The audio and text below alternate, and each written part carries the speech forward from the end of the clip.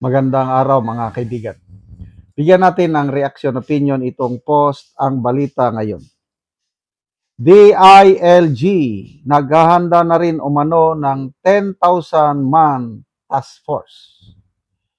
Umiinit ang usapin kaugnay sa umano'y warrant of arrest ng International Criminal Court laban kay Senator Ronald Bato de la Rosa matapos kumpirmahin ni Department of Interior and Local Government Secretary John Vic Rimulya na kasalukuyang nasa Davao umano ang senador. Ito ay kasunod ng mga ulat na inilabas ng ilang media organizations na nagsasabing posibleng nag-issue na ng arrest warrant ang ICC laban kay De La Rosa kaugnay ng investigasyon sa war on drugs ng nakaraang administrasyon. Sa isang text message na iniulat ng DZRH News, sinabi ni Rimulya na wala pa silang natatanggap na opisyal na impormasyon hinggil sa nasabing warrant. Sa kabila nito, ibinunyag ng kalihim na naghahanda na umano ang DILG ng malaking deployment sakaling tuluyang ipatupad ang umano'y arrest warrant laban kay De La Rosa. Ito ang sabi niya ni John Vic. The DILG is preparing a 10,000 man task force for dragnet operation in case a warrant of arrest against Senator Bato is issued. 10,000. Dami nun, ha?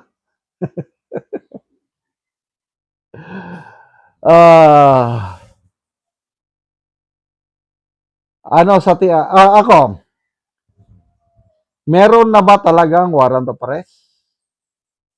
Palagay ko meron na. Inaasahan ko na yan. At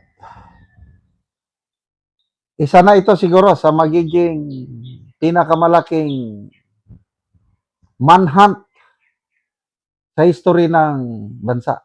Kasi dating PNP chief, sitting president,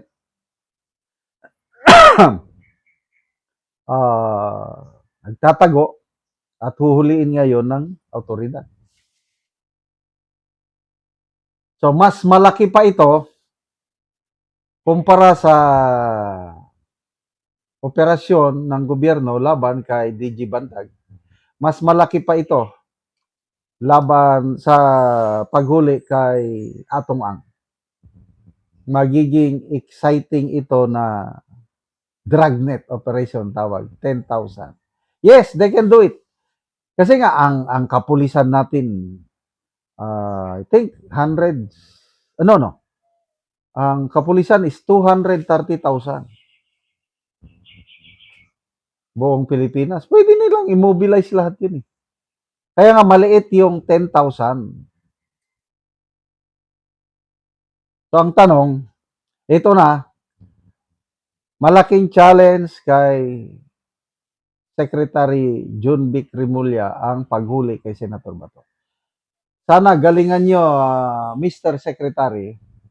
Sana huwag kayo matulad sa kapatid nyo. Panahon ni DOJ Secretary Boying Rimulya, failure siya, hindi niya napahuli si DG Bantag. Up to now, at large pa rin si DG Bantag. Nasaan si DG Bantag? Nagtatago. Saan siya nagtatago? Ito, nabasa ko lang sa isang comment ng isang supporter ni DG Bantag. Sabi, hindi nila mahuhuli si DG Bantag dahil nakatago siya sa puso ng mga supporters niya. Ang galing, ano? Kung yung last na sinabi ni Secretary Rimulya, sa Kalinga nga ang sinabi nung una, nagtatago eh. Umalma ang taga Kalinga. Hindi siya magtago sa amin dahil hindi naman siya member ng Kalinga tribe. Hindi alam ni Secretary John Vic na mayroong mga different tribes ng mga Igorot. Hindi ako nagkakamali, 8 tribe. Ang tribo pala ni DG Bantag is more of Ipugaw at saka Benguet. Ibaloy, Ipugaw, something like that. Oh. So kung doon man siya nagtatago, mahirapan siya. Mahirapan ang gobyerno na huliin si DJ Bantag dahil maraming nagmamahal sa kanya sa Cordillera. Oh, si Bato naman, yes, Davao, ako sa tingin ko, nasa Mindanao lang si Senator Bato. At maraming nagmamahal sa kanya dito sa Mindanao, I tell you. Malala ko tuloy nung Cory administration, merong manhunt din na ginawa. Ni late Colonel Alexander Noble, kasamaan ito ni na Colonel Gringo Nasan, nagkudita. So, hinahabol nila si Noble, Colonel Noble. Nagtago siya sa Higaonon tribe. Sa bulubunduking parte ng Agusan del Sur, Bukidnon, and Agusan Norte. Doon siya nagtago. Mahal siya ng tribong Higaonon.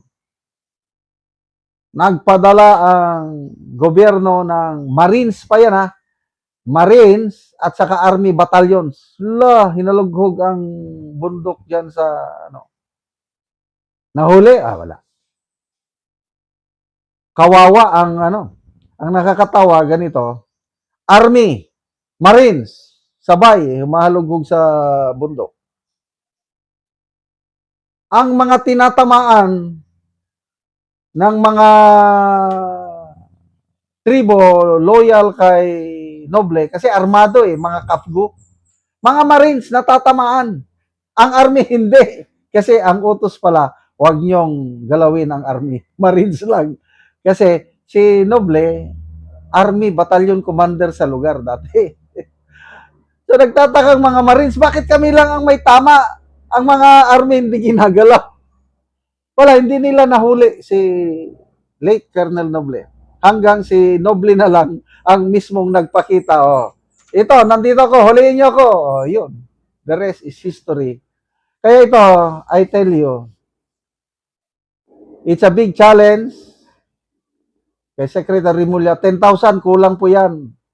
Sir, dagdagan ninyo. And good luck. Special Forces, ang alam ko si General Bato. Tingnan ko kung galing ninyo. Sana mahuli ninyo. Maraming salamat mga kaibigan sa inyong pagsubaybay sa channel nito. Nakakatulong kayo ng malaki sa tribong talandig ng Bukidnon dahil ang income natin sa channel nito is pantulong po sa tribo. Namimigay tayo ng libreng yero at pako para makapagpatayo sila ng mas maayos na tirahan. Panoorin niyo ang video na ito. Ko sa balay sa tabangan na Mugyero. So mauna ni ang itsura sa buslot sa iyang atop.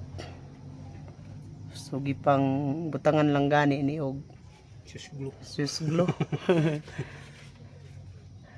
So makita gid nato nga buslot na gid kaayo ang iyang atop.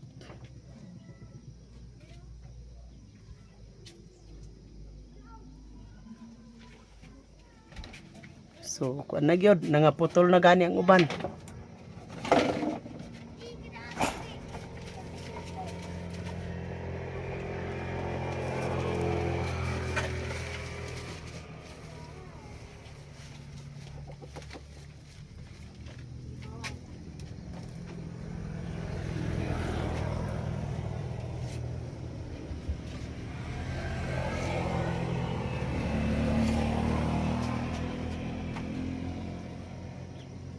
So karon mag-atop na ni siya. O karon mao na ni ang yero nga among gihatag nga para mapulihan ang ilang atop.